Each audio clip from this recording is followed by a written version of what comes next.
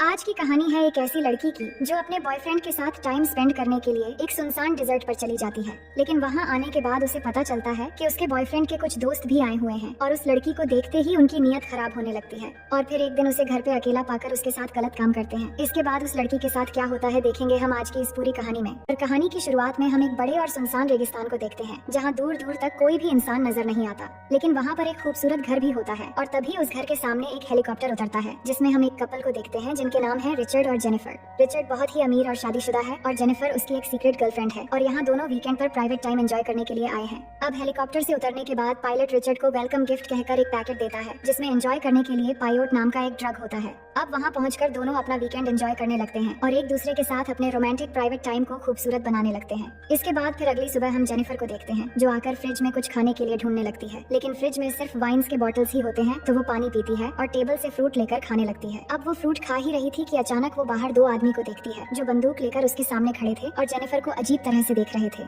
तो वो रिचर्ड को बुलाती है और रिचर्ड आकर उनके लिए दरवाजा खोलता है। दरअसल ये दोनों रिचर्ड के दोस्त हैं जिनके नाम है विंसेंट और डिमिट्री। अब रिचर्ड जेनिफर से उन्हें मिलवाता है और कहता है कि ये मेरी एक फ्रेंड है जो कुछ दिनों के लिए यहाँ घूमने आई है। फिर आगे हम रात की सीन देखते हैं जहाँ सब बैठकर बातें कर रहे होते हैं। तभी डिमिट्री और विंसेंट की नजर उस पायोटी ड्रग पर जाती है तो रिचर्ड उन्हें बताता है कि ये एक पावरफुल ड्रग है जिसे लेने से इंसान दर्द को महसूस नहीं कर पाता और कभी कभी इससे मौत भी हो सकती है। इसके बाद वो जेनिफर से उस ड्रग को सेफ जगह रखकर आने के लिए कहता है तो जेनिफर अंदर जाकर इसे अपनी ही लॉकेट में छुपा लेती है और वापस आकर डांस शुरू कर देती है और ये देखकर विंसेंट भी जाकर उसके साथ डांस करने लगता है। अब विंसेंट तो शुरू से ही जेनिफर को देखकर फिदा हो गया था और इस डांस से तो वो और भी बेकाबू हो जाता है। अब डांस के बीच में रिचर्ड आ जाता है और जेनिफर को प्यार से उठाकर अपने कमरे में लेकर चला जाता है। फिर जब सुबह होती है तो जेनिफर जागकर देखती है कि रिचर्ड नहीं है, इसलिए वो बाहर आती है और बाहर विंसेंट नाश्ता कर रहा होता है तो वो जेनिफर को भी बैठने के लिए कहता है और वो जेनिफर को बताता है कि रिचर्ड कुछ काम से बाहर गया है और डिमिट्री ने रात को कुछ ज्यादा ही पी लिया था इसलिए वो अभी भी सो रहा है। अब जेनिफर अपना फोन देखने लगती है पर विंसेंट उससे बिना नजर हटाए बस देखता ही रहता है।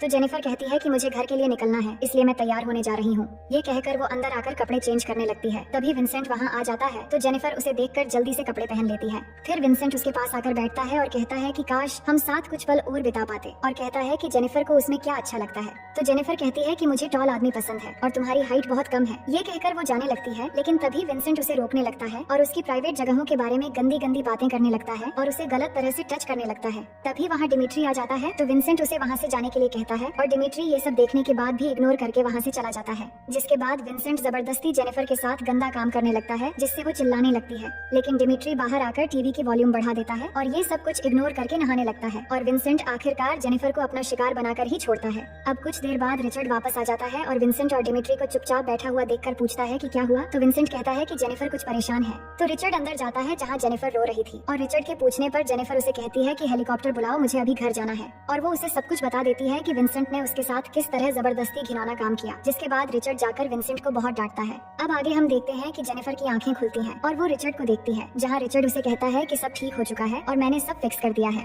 और कहता है कि मैंने तुम्हारे अकाउंट में बहुत सारे पैसे ट्रांसफर कर दिए हैं और कनाडा में तुम्हारे लिए मैंने एक बहुत अच्छी जॉब भी ढूंढ लिया है और अब बेहतर होगा कि तुम ये सब भूल जाओ और मेरे साथ कनाडा आकर एक नई जिंदगी शुरू करो। लेकिन जेनिफर नहीं मानती और घर जाने के लिए जिद करने लगती है और कहती है कि फोन करके हेलीकॉप्टर बुलाओ, नहीं तो मैं फोन करके तुम्हारी वाइफ को सब कुछ बता दूंगी। इस बात से रिचर्ड गुस्से में आकर उसे जोर से एक थप्पड़ मार देता है और उसे धमका कर कहता है कि आइंदा मेरी वाइफ को ये सब कहने की हिम्मत भी कभी मत करना। अब हम देखते हैं जेनिफर वहाँ से बाहर भागने लगती है तो रिचर्ड भी उसका पीछा करने लगता है और ये देखकर विंसेंट और डिमिट्री भी उनके पीछे भागने लगते हैं। अब ये तीनों जेनिफर का पीछा करते हैं पर जेनिफर नहीं रुकती और काफी दूर आगे जाने के बाद एक ढलान के पास आकर वो रुक जाती है और वहाँ से कूदने वाली होती है, लेकिन रिचर्ड जेनिफर को कूदने से मना करता है और थप्पड़ के लिए उसे माफी मांगता है और कहता है कि मैं अभी हेलीकॉप्टर बुला रहा हूँ। ये कहकर वो विंसेंट के फोन से पायलट को 30 मिनट के अंदर हेलीकॉप्टर लेकर आने को कहता है और जेनिफर को शांत करता है। लेकिन तभी हम देखते हैं कि रिचर्ड जेनिफर को धक्का देकर खाई में गिरा देता है और वो नीचे गिरते ही एक टूटा हुआ पेड़ उसके पेट के आर पार हो जाती है। इसके बाद रिचर्ड उन्हें कहता है मैंने ऐसा हम सबको बचाने के लिए किया है, अगर वो घर चली जाती तो हम सबको 15 साल की जेल हो जाती और मैं ऐसा नहीं चाहता। अगर तुम दोनों को कोई पूछे तो कहना हमें नहीं पता,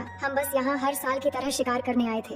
इसके बाद वो तीनों वहाँ से चले आते हैं और जेनिफर से जुड़े सारे सबूत जला देते हैं और फिर विंसेंट और डिमिट्री अपनी गन्स रेडी करते हैं। वहीं दूसरी तरफ हम देखते हैं कि जेनिफर की बॉडी पर चींटियां आकर काटने लग गई हैं, पर वो अभी भी जिंदा थी और वो हिम्मत करती है और अपना लाइटर उठाने की कोशिश करती है और किसी तरह लाइटर उठाकर उस पेड़ के नीचे आग लगा देती है, जिससे पेड़ थोड़ा कमजोर होते ही वहाँ से हिम्मत करके वो नीचे उतर जाती है। दूसरी तरफ वो तीनों भी जेनिफर की तरफ बढ़ रहे थे और उनकी गाड़ी की आवाज सुनकर जेनिफर किसी तरह खुद को संभालते हुए आगे बढ़ने लगती है और चट्टान की आड़ में आकर छुप जाती है। जिसके बाद वो तीनों जब वहाँ पहुँचते हैं तो देखते हैं कि जेनिफर वहाँ नहीं है, जिससे तीनों घबरा जाते हैं। फिर विंसेंट कहता है अभी भी ज्यादा देर नहीं हुई है, हम उसे ढूंढकर हॉस्पिटल पहुँचा देते हैं। जिससे रिचर्ड गुस्सा होकर कहता है कि अगर तूने एक शब्द और बोला तो मैं तेरी गर्दन अलग कर दूंगा, तेरी ही वजह से हम मुसीबत में यहाँ फंस गए हैं, अब कैसे भी करके हमें उसे ढूंढकर मारना पड़ेगा। जिसके बाद वो फैसला करते हैं कि वो घूमते हुए नीचे जाकर उसे ढूंढेंगे। तो तीनों अपनी अपनी गाड़ी से नीचे की तरफ जाने लगते हैं और अब वहाँ घूमते हुए पहुँचते पहुँचते रात हो चुकी थी। तो वहाँ जाकर उन्हें जेनिफर के ब्लड के निशान मिलते हैं। तो उन निशान का पीछा करते हुए काफी आगे जाने के बाद उन्हें एक नदी मिलती है और इसके आगे जेनिफर कहाँ गई उन्हें नहीं पता।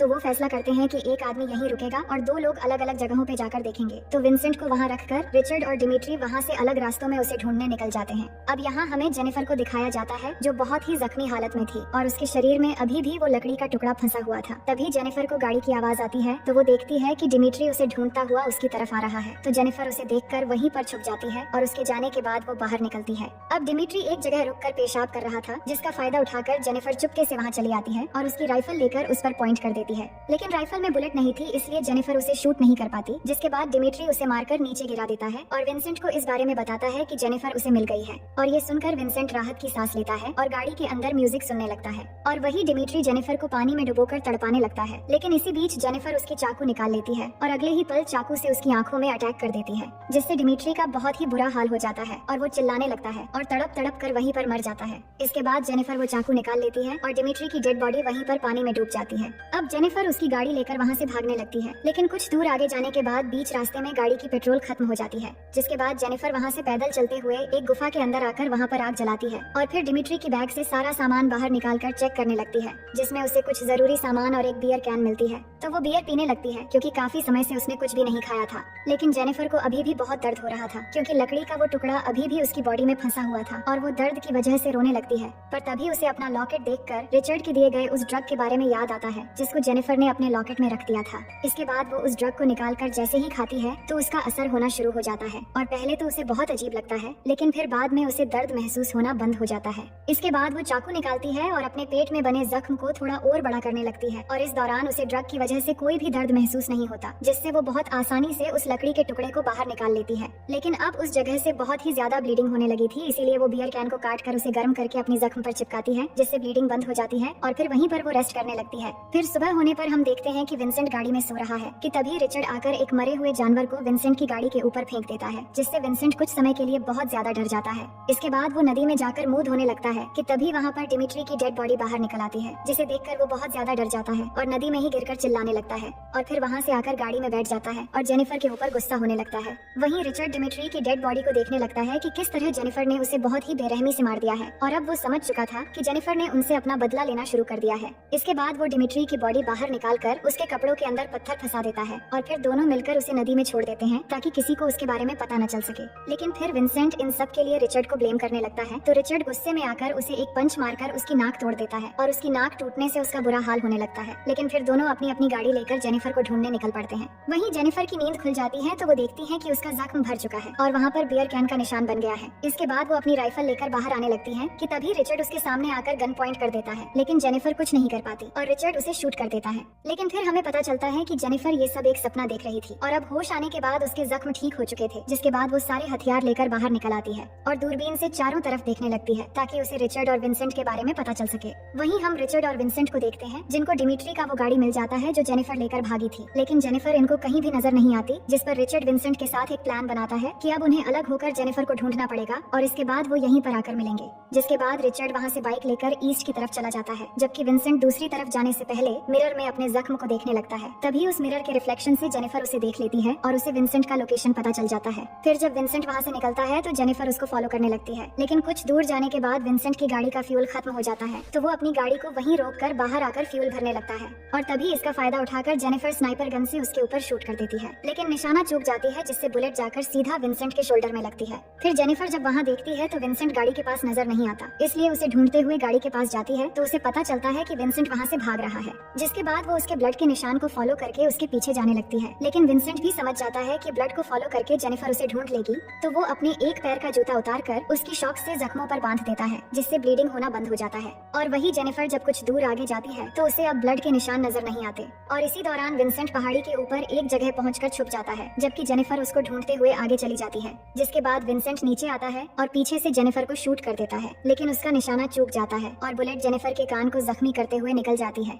इसके बाद जेनिफर किसी तरह उठकर वहाँ से भागने लगती है और विंसेंट उसको फॉलो करके एक के बाद एक गोलियां चलाने लगता है, पर एक भी गोली उसे नहीं लगती। और इसी दौरान जेनिफर अपने टॉर्च के ग्लास को तोड़कर वहाँ पर फेंक देती है, जिसे विंसेंट नोटिस नहीं कर पाता और उसके वहाँ आते ही ग्लास का एक टुकड़ा उसके पैर में घुस जाता है और वो दर्द के मारे चिल्लाने लगता है, लेकिन फिर भी वो बड़ी मुश्किल से हिम्मत करके अपने पैर से कांच के टुकड़े को निकाल लेता है। इसके बाद वो वापस अपने गाड़ी में आ जाता है और अब गाड़ी लेकर वो जेनिफर को फॉलो करने लगता है, पर जेनिफर को पता चल जाता है कि विंसेंट गाड़ी लेकर आ रहा है, तो वो गन रेडी करके रास्ते में खड़ी हो जाती है और विंसेंट जैसे ही वहाँ पर आता है तो जेनिफर उसे शूट करने लगती है, लेकिन इसी दौरान जेनिफर के 2 निशाने चूक जाते हैं और विंसेंट उसके एकदम नजदीक आ जाता है, लेकिन तीसरी बुलेट सीधा जाकर विंसेंट के सर में लगती है और उसकी वहीं पर मौत हो जाती है। इसके बाद जेनिफर उसकी गाड़ी ले लेती है और वहाँ से निकल जाती है। वहीं दूसरी तरफ रिचर्ड उसी जगह जाकर विंसेंट के वापस लौटने का इंतजार कर रहा था, लेकिन बहुत देर होने के बाद भी विंसेंट वापस नहीं आता, तो रिचर्ड समझ जाता है कि विंसेंट भी शायद मारा जा चुका है। इसके बाद वो अपने घर वापस चला आता है और अब वो यहाँ पर एक भी पल रुकना नहीं चाहता, इसलिए वो पायलट को कॉल करता है और 30 मिनट के अंदर हेलीकॉप्टर लेकर उसे आने के लिए बोलता है।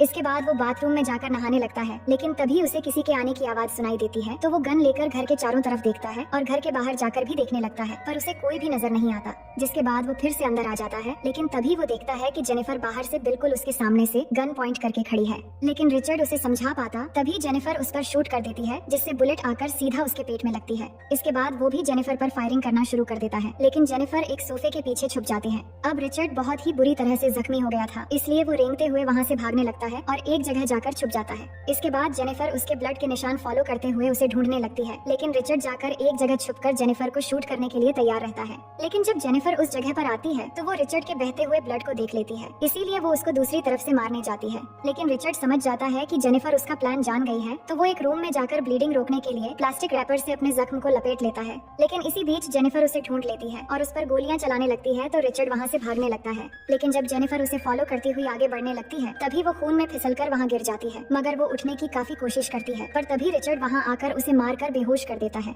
इसके बाद वो जेनिफर को गला दबाकर मारने की कोशिश करने लगता है, पर जेनिफर उसकी चोट को दबाकर उसे तकलीफ देने लगती है, जिससे दर्द के मारे रिचर्ड उसे छोड़ देता है। और तभी मौका पाकर जेनिफर गन उठा लेती है और उसी वक्त रिचर्ड भी बिल्कुल गन के सामने आ जाता है। तभी जेनिफर एक पल भी बिना गवाए उसे शूट करके मार देती है। अब रिचर्ड को मारने के बाद जेनिफर वहाँ से निकलकर बाहर चली आती है और तभी उसे हेलीकॉप्टर के आने की आवाज सुनाई देने लगती है और इसी सीन के साथ ये कहानी यहीं पर खत्म हो जाती है। तो दोस्तों, मैं उम्मीद करती हूँ कि ये कहानी आपको बेहद पसंद आई होगी और अगर आप मेरे चैनल में पहली बार आए हैं तो वीडियो को लाइक करके चैनल को सब्सक्राइब कर लीजिए।